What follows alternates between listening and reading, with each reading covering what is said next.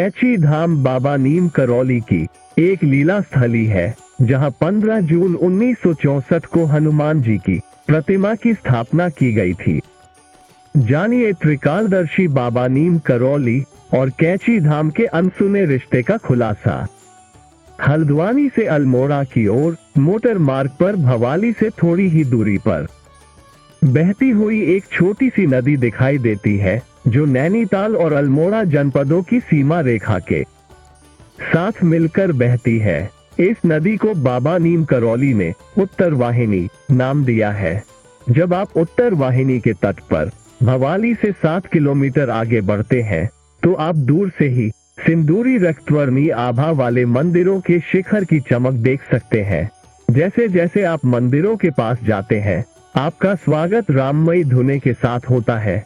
इस कैची धाम को 3500 फीट की ऊंचाई पर स्थापित किया गया है। यहाँ संत परंपरा के अग्रणी बाबा नीम करौली की मुख्य लीला स्थली है। हम आपसे निवेदन करते हैं कि आप हमारे चैनल को सब्सक्राइब करें और इस वीडियो को लाइक करें। हमें इस तरह के वीडियो बनाने में बहुत मेहनत लगती है, इसलिए हम आपका समर्थन प्राप्त करना चाहते हैं। चलिए अब आगे बढ़ते हैं और इस विषय पर ध्यान केंद्रित करते हैं। कैची में स्थित मंदिर से राम नाम के जप की स्वर ध्वनियां ऐसे मधुर लयबद्ध ढंग से बरसती हैं, जैसे वे मंदिर को अपनी ओर आकर्षित करती है। यहाँ एक सिद्ध स्थल है, जहाँ संत सोमवारी बाबा ने अपने साधनारत रहते हुए अपने प्रभावशाली जीवन का अनुभव किया। पंजाब के प्रसिद्ध संत कमलागिरी ने धूनी को प्रज्वलित किया और संत शिरोमणि बाबा नीम करौली ने इस स्थान पर मंदिर स्थापित करके इसे विश्व स्तरीय रूप में प्रसिद्ध किया। शायद बाबा नीम करौली इस स्थान पर मंदिर स्थापित करने का उद्देश्य रखकर आए थे, लेकिन उनके आगमन के बाद ये स्थान उनकी लीलाओं की स्थली भी बन गया। उस समय ये स्थान घने देवदार जंगलों से घिरा हुआ था। यहाँ आबादी काफी कम थी और अल्मोड़ा के लिए जाने वाली पक्की सड़क इस स्थान से होकर गुजरती थी। इसके बाईं ओर गर्गाचल पर्वत शिखरों की पंक्ति थी। गर्गाचल पर्वत की महिमा पहले से ही स्कंद पुराण के मानस खंड में उचित रूप से वर्णित हो चुकी थी। बाबा नीम करौली एक त्रिकालदर्शी संत थे। जहाँ भी संत पुरुष निवास करते हैं, वहाँ वो स्थान सिद्ध स्थलों के बराबर हो जाता है। बाबा नीम करौली ने भी अपनी दिव्य दृष्टि से सिद्ध संत सोमवारी गिरी की इस स्थली को पहचान लिया और इसकी महत्वपूर्णता को महसूस करके यहाँ मंदिर स्थापित करने का निर्णय लिया। कैची नगर में एक सज्जन पुरुष पूर्णानंद तिवारी नामक व्यक्ति निवास करते थे। पूर्णानंद तिवारी से एक मुलाकात में बाबा ने ही कह दिया था कि उनसे 20 वर्ष बाद फिर मिलेंगे। यह वक्त आने पर बाबा ने पूर्णानंद तिवारी के घर जाकर संत सोमवारी बाबा की हवन वेदिका को दिखाने की इच्छा व्यक्त की। अगले दिन बाबा फिर आए और उन्होंने सिद्धि माँ, हरिदास बाबा और अन्य आदि को साथ लेकर नदी पार करते हुए संत सोमवारी बाबा की हवन वेदिका को ढूंढकर इस स्थान का चौराहा बनवाने का आदेश दिया। इस कार्य में कई स्थानीय लोगों ने अपना योगदान दिया। हालांकि इस भूमि का स्वामित्व वन विभाग के पास था, इसलिए चौकीदार ने विरोध दर्ज करवाया। इस बीच बाबा ने कंजर्वेटर चीफ को बुलाकर पत्र लिखवाया। उस समय वन मंत्री चरण सिंह चौधरी प्रदेश के वन मंत्री थे। उन्होंने आश्रम और मंदिर के लिए इस भूमि की लीज पर करने का आदेश दिया। बाद में जब चरण सिंह बाबा के दर्शन के लिए आए, तो बाबा ने उन्हें प्रधानमंत्री बनने का आशीर्वाद दिया। इस आशीर्वाद का परिणाम साकार हुआ और बाबा ने अपने भक्त हरिदास बाबा को निर्देश देकर वर्तमान आश्रम का निर्माण कार्य प्रारंभ करवाया।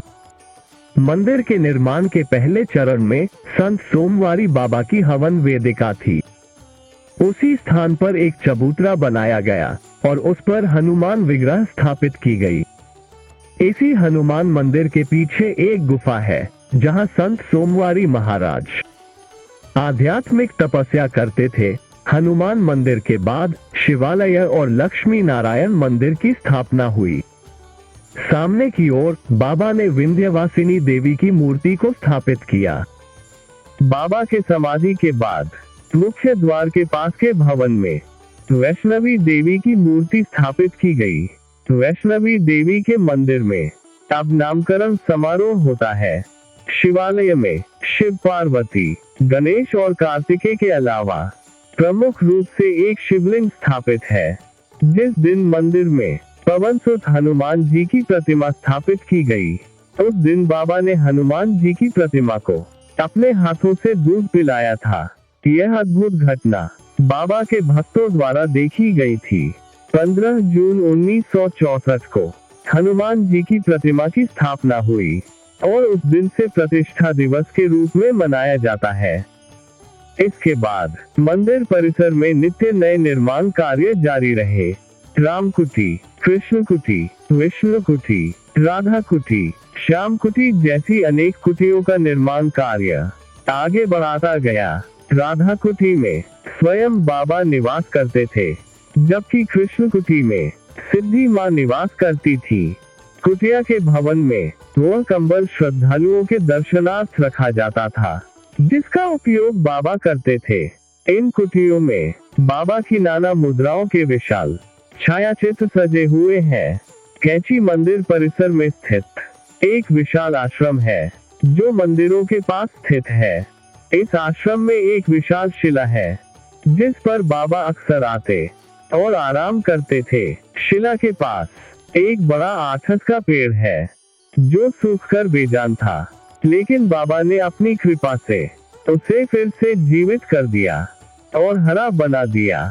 आश्रम की सीमा में एक विशाल हवन कुंड भी है, जहां नवरात्रि, गुरु पूर्णिमा और अन्य अवसरों पर हवन कराया जाता है। आश्रम में भक्तों की सुविधा के लिए आवासीय परिसर भी है।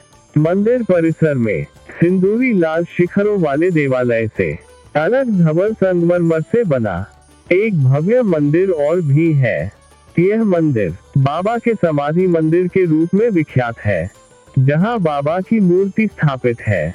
इस स्थान पर बाबा के पवित्र भस्म को धारण करने वाले कलश को भूमिगत किया गया है और उसे आधार बनाकर यह मंदिर निर्मित किया गया है। बाबा की मूर्ति की स्थापना 15 जून 1976 को हुई थी। भक्त इस मंदिर में बैठकर बाबा की पवित्र चरणों में ध्यान लगाते हैं। यदि हम इस आश्रम के प्रमुख व्यक्तित्वों की चर्चा नहीं करेंगे, तो ये प्रस्तुति अधूरी रहेगी।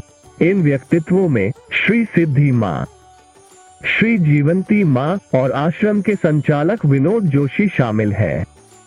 श्री सिद्धि मां को बाबा कात्यायनी देवी ही कहा करते थे। बाद में श्री मां ने अपने परिवार को त्याग करके महाराज की सेवा के लिए अपना जीवन समर्पित कर दिया। मां के मार्गदर्शन में ही आश्रम के सभी कार्य होते थे।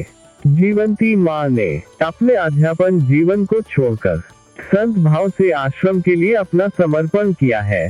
श्री विनोद जोशी भी बाबा द्वारा उनकी सेवा में लिए गए हैं। वर्तमान में वे कैची मंदिर के कार्य प्रबंधक हैं। श्री सिद्धि मां के कक्ष को अब उनकी स्मृति कक्ष के रूप में संजोया गया है। इस कक्ष में उनकी पादुकाएं स्थापित है। आश्रम में अपना कार्यालय भी है। कैची आश्रम का प्रबंध वर्तमान में न्यास द्वारा संचालित होता है। हर वर्ष 15 जून को कैची धाम में मंदिर के स्थापना दिवस के अवसर पर एक महान भंडार का आयोजन होता है। इस समारोह में लाखों के आंकड़े में श्रद्धालु कैची आकर बाबा के प्रति अपनी श्रद्धा और प्रेम का व्यक्तिगत रूप देते हैं और प्रसाद ग्रहण करते हैं। हमें आशा है कि यह वीडियो आपको पसंद आया होगा। यदि ऐसा हुआ है तो कृपया इसे सभी के साथ शेयर करें। बाबा जी सभी को हमेशा सुखी और समृद्ध रखें। धन्यवाद।